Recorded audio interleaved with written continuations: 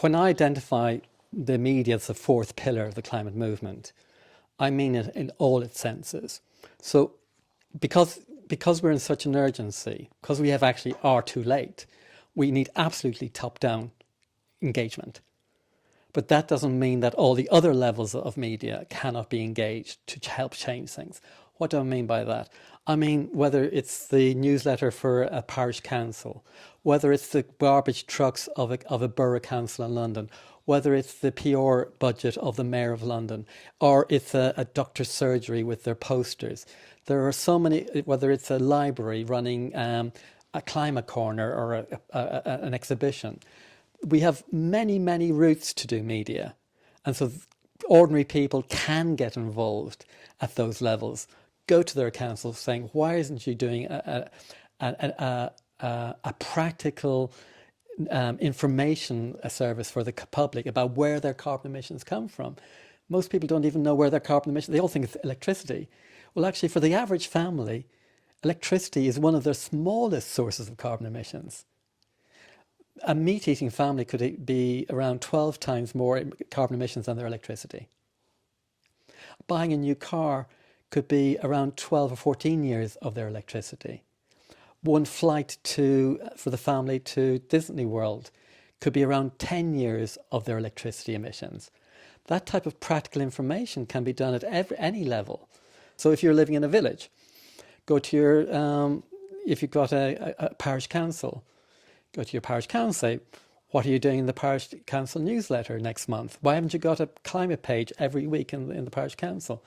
Go to your, if you've got a regional newspaper, go to the editor of that.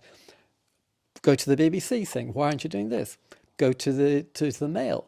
So include in your campaigning the work on media as well. So if you're campaigning to get your village to have a cycle lane, also campaign for your village to have an information service so that the village knows how it can take responsibility and personally and community to have a low carbon lifestyle, because that's how you build it up. So every village community, every climate group, there's so many springing up everywhere, they could have an information officer whose job was to collate all that and put it out in their locality and, as you say, link into the parish council's own media.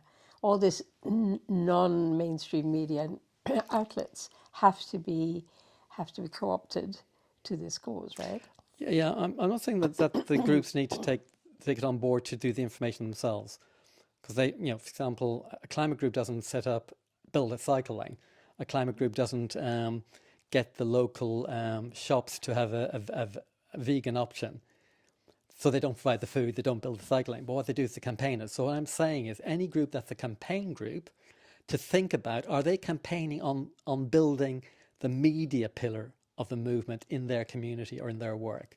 Mm-hmm. So if you're, let's say, London's Friends of the Earth London, have they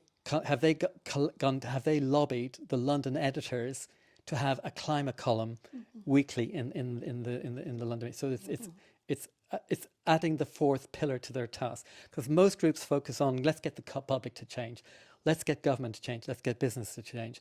And I'm saying yes, but there's a fourth one. How do we get the media in all its beautiful diversity? How do we get them to change?